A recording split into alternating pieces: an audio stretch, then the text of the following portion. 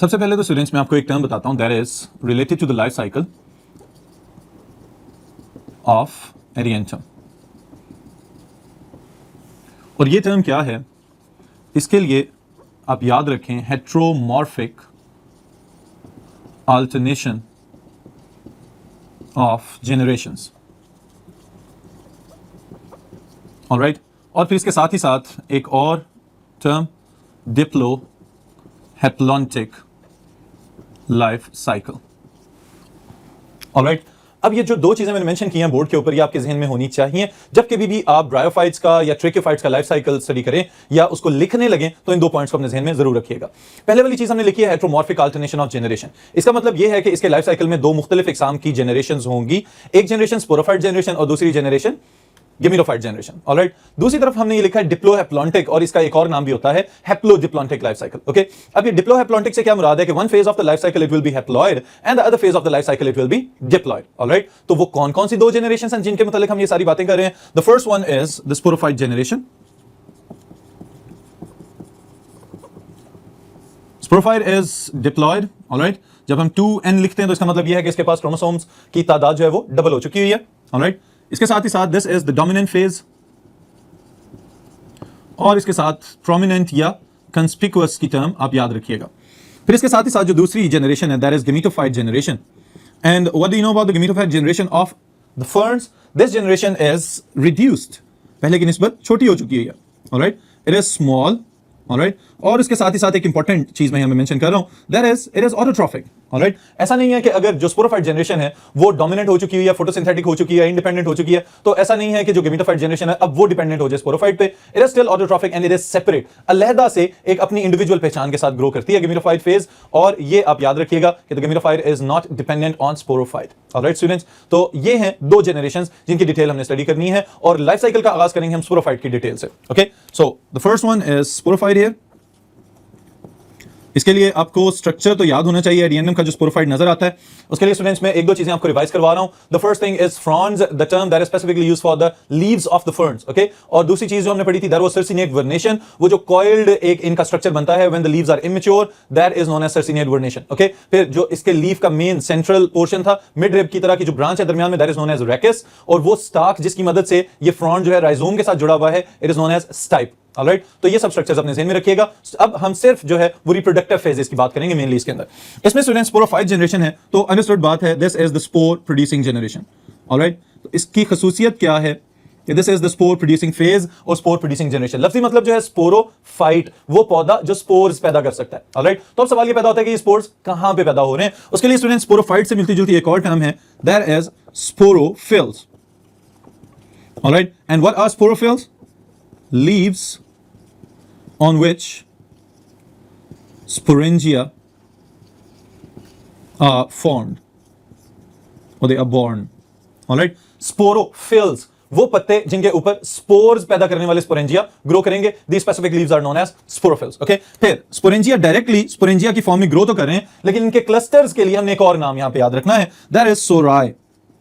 Alright students, बहुत ज्यादा हो जमा है तो सोराई, अगर इंडिविजुअल है तो उसको हम कहेंगे सोरस। ऑलराइट, सोरस है क्या? Cluster of sporangia.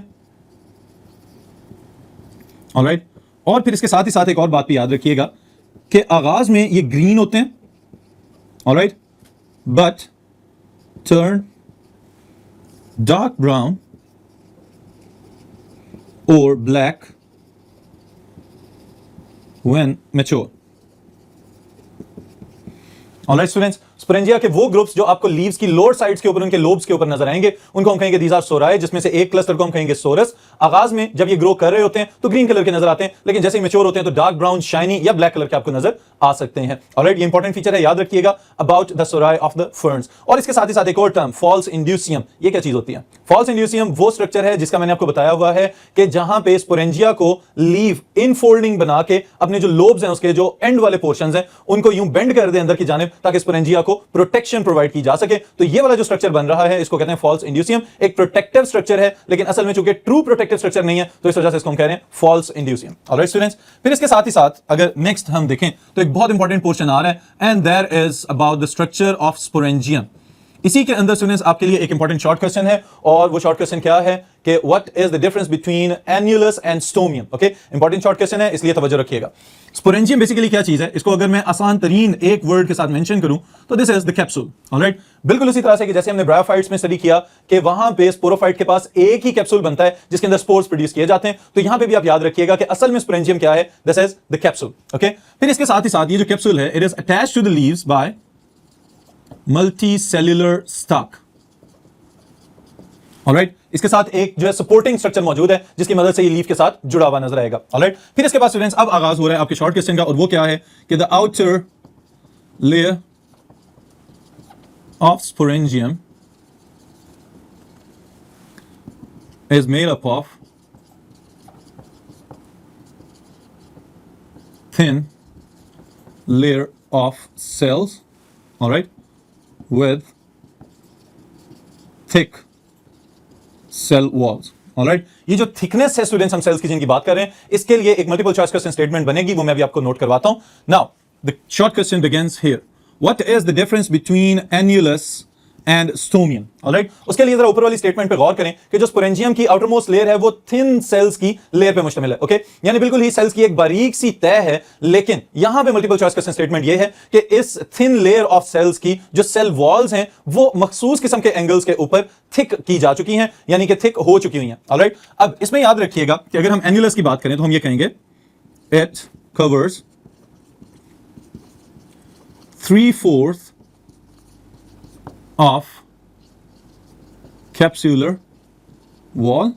All right, cell walls of cells of annulus are radially and एक नई टर्म में यहां पे ऐड कर रहा हूं tangentially thickened. ऑलराइट स्टूडेंट्स, अब इससे क्या मुराद है, अब देखें जो कैप्सूल का इमेज आपको नजर आ रहा है, इस कैप्सूल की जो आउटर मोस्ट बाउंड्री है that is made up of thick cell walls. Okay, लेकिन ये जो सेल वॉल्स हैं इनकी जो एंगुलर थिकनिंग है उसके लिए मैंने ये मखसूस टर्म्स यहां पे यूज की हैं, that is what, radially thicken and tangentially thicken. इस चीज को भी समझ लें स्टूडेंट्स कि अगर कोई भी स्ट्रक्चर इस तरह से ग्रो कर रहा है और इसके ऊपर सेल्स मौजूद हैं जो कि एक लेयर बना रहे हैं, ऑलराइट, तो इस तरह के सेल्स को हम कहते हैं they have radially arranged. Okay, अब याद रखें कि इनमें से जो रेडियल थिकनिंग है वो कौन सी है। अगर ये सेल वॉल्स आपको इस तरह से रेडिएशंस की फॉर्म में थिक होती हुई नजर आए तो इसका मतलब है this is the radial thickening. Alright, इसको हम क्या कहेंगे, this is the radial thickening. Okay, और वो जगह जहां पे ये किसी स्फेरिकल सरफेस के ऊपर मौजूद हैं उस एरिया को हम कहेंगे this is the tangential thickening. Okay, जो कि लिखा हुआ है आपकी किताब के अंदर कि फ्रॉम द इनर साइड, जो अंदरूनी साइड से सेल वॉल्स की मोटाई में इजाफा किया जा रहा है वो बेसिकली टेंजेंशियल थिकनिंग कहलाती है, और जो इसमें से ऊपर की जानिब को रेडिएंट सेल वॉल्स हैं बाहर निकलती हुई उसको हम कहते हैं this is the radial thickening. Alright students, तो ये कैप्सूल की वॉल के अंदर जो एन्युलस वाला पोर्शन है उसके रेफरेंस से आप याद रखिएगा कि रेडियल थिकनिंग कौन सी है और टेंजेंशियल थिकनिंग कौन सी है। मैं इसको यहां पे लेबल भी कर देता हूं, this one is the radial thickening, alright, and this one is tangential thickening. Alright students, फिर इसके साथ ही साथ एक इंपॉर्टेंट चीज ये है कि जैसे ही स्पोर्स के डिस्पर्सल का वक्त आता है तो उस वक्त एन्युलस की वॉल्स जो हैं वो चूंकि मौसम उस वक्त तक खुश्क हो चुका होता है तो ये कॉन्ट्रैक्ट कर जाती हैं। इनकी कॉन्ट्रैक्शन की वजह से जो इसका ऑपोजिट पार्ट है स्टोमियम, वहां से स्पोर्स के डिस्पर्सल को पॉसिबल बनाया जाता है। ऑलराइट, लेकिन इसके लिए हमें स्टोमियम का भी पता होना चाहिए। तो what is stomium? Basically it is the part of the wall of the capsule. Okay, it comprises of 1/4 of capsular wall. All right, it consists of cells with thin walls. All right, और फिर इसके साथ में यहाँ पे एक चीज और मेंशन कर रहा हूं, ruptures up for spore dispersal. Alright students, अब ये वाली चीज आप याद रखिएगा, शॉर्ट क्वेश्चन है what is the difference between annulus and stomium. ये दो तीन पॉइंट्स आप लोग मेंशन करें उसके साथ तो ये कंप्लीट शॉर्ट क्वेश्चन बन जाएगा। ओके, लेकिन अगर पूरा लॉन्ग क्वेश्चन पूछ लिया जाए कि right a note on the structure of sporangium तो फिर आप ये सब के सब स्टेप्स मेंशन करेंगे और इसकी अगली चीजें जो भी मैं लिखने जा रहा हूं वो भी साथ साथ जरूर लिखिएगा। अब स्टूडेंट्स, एन्युलस और स्टोमियम के साथ अब सवाल ये पैदा होता है कि कैप्सूल की हम बात कर रहे थे अभी तक कि इसकी वॉल की ये थिकनिंग है और इस तरह से स्ट्रक्चर है, इसका ज्यादातर सरफेस एरिया एन्युलस ने कवर किया हुआ है और स्टोमियम के पास बिल्कुल छोटा सा एक पोर्शन है जिसको उसने ऑक्यूपाई किया हुआ है। उसको भी अगर आप उस इमेज के ऊपर गौर करें तो आपको नजर आता है this is a lip like structure. Okay, तो जैसे ही ये कैप्सूल्स मैच्योर होंगे, इनके अंदर जो प्रोसेस चल रहा था वो क्या था, स्पोर मदर सेल्स के अंदर मियोसिस हुई और उस मियोसिस की वजह से हैप्लॉइड स्पोर्स बन गए। ओके, अब ये जो हैप्लॉइड स्पोर्स बने हैं इनको डिस्पर्स करना भी जरूरी है कि इनका छिड़काव कर दिया जाए ताकि इस लाइफ साइकिल की सेकंड स्टेज का आगाज हो सके। तो स्पोर मदर सेल में रिडक्शन डिवीजन हुई और उसकी वजह से हैप्लॉइड स्पोर्स बनेंगे। So now this is the beginning of the haploid phase of the life cycle.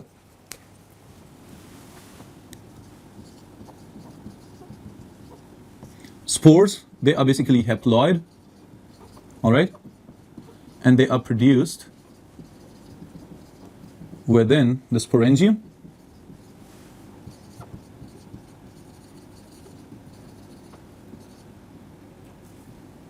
Produced within the sporangium from spore mother cell by reduction division.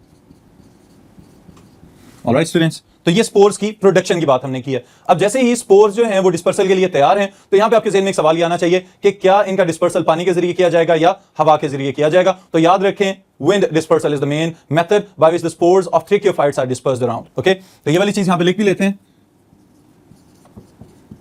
spores are dispersed by wind. Alright students, फिर इसके साथ ही साथ जहां पे गिरेंगे वहीं से इनकी ग्रोथ का आगाज हो जाएगा। तो हम कहेंगे this process is known as germination. इसके लिए याद रखिए कि स्पोर्स अगर सुटेबल मीडियम के ऊपर गिरेगा तो फौरन जर्मिनेट करना शुरू हो जाएगा और स्पोर्स की जर्मिनेशन की वजह से जो नया प्लांट आपको ग्रो करता हुआ नजर आएगा, इट शुड बी गेमिटोफाइट, क्योंकि ये सारी जो पिछली फेज चल रही थी that was about the sporophyte generation और वो इसकी डिप्लॉयड फेज थी। ओके, अब हम जिसकी बात करें it will be the haploid phase of the life cycle. Germinate करेगा and it will germinate into the gametophyte. Gametophyte के लिए स्टूडेंट्स याद रखिएगा हम प्रोथैलस की टर्म यूज करेंगे। ऑलराइट, नाउ द प्रोथैलस और the gametophyte of the Adiantum is very specific about its morphology. वो किस तरह से, सबसे पहली चीज जो आप याद रखेंगे वो ये है कि it is recognised by heart shaped structure.